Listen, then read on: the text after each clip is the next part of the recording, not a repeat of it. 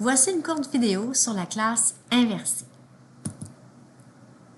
Alors, il sera question de l'histoire. Alors, on va parler un peu de son origine, d'où ça vient, la définition, objectif. Alors, quels sont les buts? Quelle façon on amène une classe inversée? Les avantages, inconvénients, les stratégies et la façon d'évaluer. Alors, tout d'abord, ça commence avec M. Éric Mazur. Alors, ce monsieur-là, en 1990 environ, alors lui, il a demandé à ses élèves, il voulait sortir un peu du cadre, puis il a demandé à ses élèves d'aller lire les notes avant le début du cours. Alors voilà, alors on a un premier embryon là, pour la classe inversée. Et par la suite, c'est Aaron Sam et Jonathan Bergman qui, eux, ont demandé à leurs étudiants d'aller regarder des capsules vidéo. Donc, c'est à ce moment-là là, que, afin de responsabiliser un peu leurs jeunes, les rendre un peu plus autonomes, alors voilà, était né le Flip Teaching. Et voilà. Alors, la classe inversée. Alors, qu'est-ce que la pédagogie inversée? Qu'est-ce que c'est? Donc, c'est une pratique alors qui vise à ce que l'enseignant soit plus un accompagnateur qu'un émetteur. Alors, on veut vraiment mettre le jeune actif dans l'action. Alors, alors, on donne la matière à regarder, soit par des capsules vidéo, des lectures, de la préparation, ce qui fait que lorsque le jeune arrive en classe, bien là, il peut poser des questions, il travaille en équipe, il est réconforté, conforté avec les pairs, il peut être confronté aussi à son opinion, il peut demander de l'aide à l'enseignant. Alors, c'est un beau moyen là que l'enseignant circule en classe, donne de la rétroaction. Donc, c'est vraiment un rôle actif de la part de l'élève et de la part de l'enseignant. Voilà.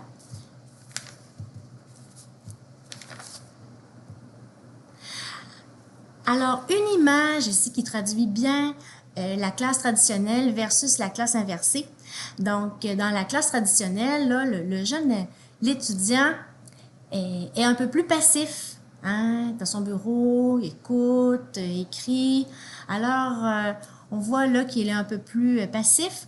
Alors que dans la classe inversée, alors là, comme il est à la maison, alors il écoute à son rythme, il peut revoir les vidéos. Après ça, il est en classe, il est avec les pairs, il pose des questions, l'enseignant peut répondre. Donc, le temps de classe est vraiment là maximisé. Et voilà, fait que l'étudiant, l'élève se sent là un peu plus actif. Donc, vraiment, les objectifs, ben, c'est de placer le jeune au centre de ses apprentissages, vraiment développer l'autonomie.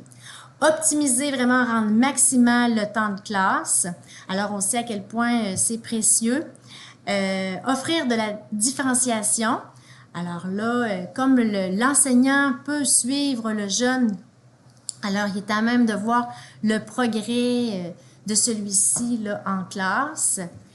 Et aussi, ça rend le jeune beaucoup plus actif et ça permet là, de belles rétroactions.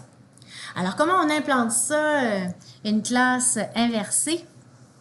Alors, c'est sûr que dès qu'on a une matière là, qui est sujet à avoir des notes au préalable, on peut faire des petites capsules vidéo.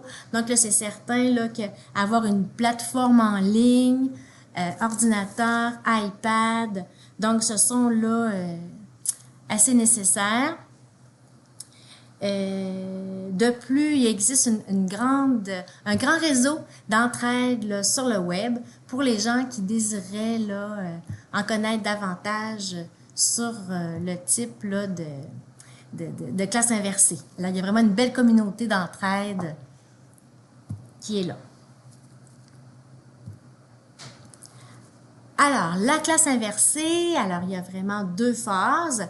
La première phase, c'est la phase de préparation. Donc, c'est la phase là, qui se fait à la maison. Alors, le jeune écoute des capsules vidéo, il lit, il peut faire des recherches personnelles. Donc, il peut revoir, réécouter selon ses besoins. Donc, ça, c'est vraiment la phase de préparation.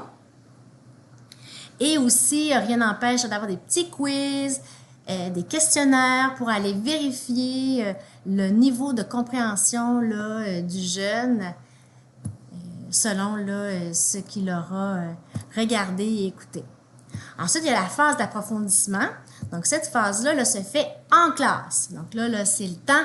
On amène nos questions, on pose ça à l'enseignant, on demande ça au père. Alors, on est conforté avec les autres, on est confronté avec ah oui, tu penses ça, pourquoi? Moi, je pense ça.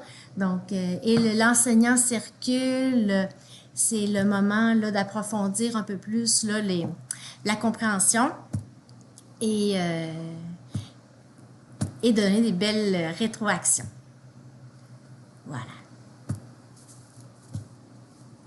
Les avantages de la classe inversée, bien là, c'est certain que alors l'élève a la chance d'être à son rythme, alors d'écouter, de réécouter, de relire, de revoir là, selon son rythme.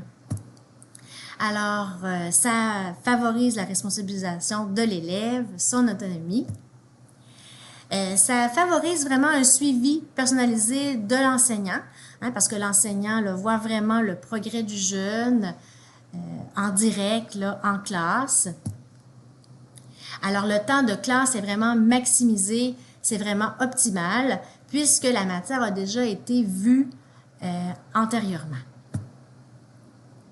Alors, bien sûr, les interactions entre pairs dans la classe, alors maximise là, les interrogations et les apprentissages. Alors, ça ne peut pas être parfait, c'est bien certain. Donc, il y a des inconvénients. Alors, c'est sûr que le temps de préparation des capsules vidéo, il faut prévoir avoir des compétences techniques et puis aussi prévoir les imprévus. Alors, le numérique, c'est ça. Parfois aussi, certains élèves peuvent avoir un accès limité à Internet. Alors, ils pourraient être pénalisés. Aussi, les jeunes du primaire, les élèves en difficulté. Alors, c'est sûr que s'ils ont besoin de supervision des parents, alors ça peut être une surcharge. Alors aussi, le préparer les petits quiz, les questions, là, pour s'assurer que les jeunes ont bien écouté, regardé. Alors, ça peut donner un petit surplus de travail. Alors, là, c'est certain que la méthode d'évaluation, là, alors, on est le plus loin possible des méthodes dites traditionnelles. Alors, ça va être formatif, en cycle court, ça peut être, portera beaucoup plus sur le processus que sur le produit final. Ça peut être des quiz, ça peut être les jeunes vont s'auto-évaluer, il va y avoir de la co-évaluation, enseignant-élève, il peut y avoir des travaux d'équipe, des exposés oraux. Donc, voilà, alors une belle panoplie là, d'évaluation. Alors, en conclusion, la classe inversée est vraiment inspirante. Elle est inspirante parce que l'élève est actif, il est vraiment au cœur de ses apprentissages.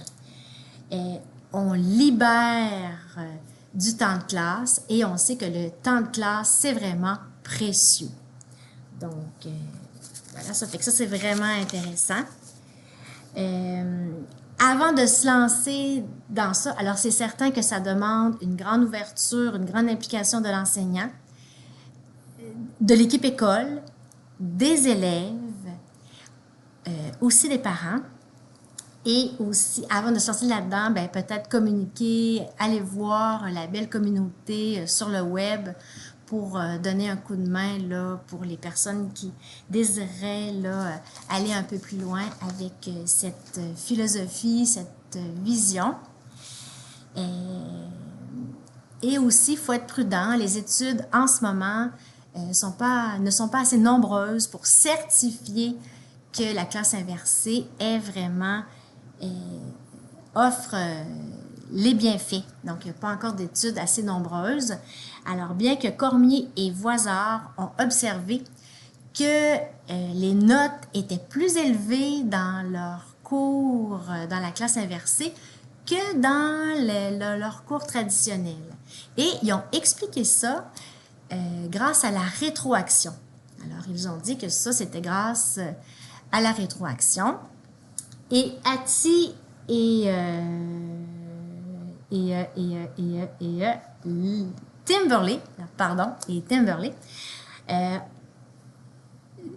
disaient justement que la puissance de la rétroaction, on connaît la puissance de la rétroaction qui doit être fréquentée et dirigée sur la tâche, ce qui est difficile lorsqu'on ne voit pas les élèves en action. Donc, c'est vraiment la grande force de la classe inversée.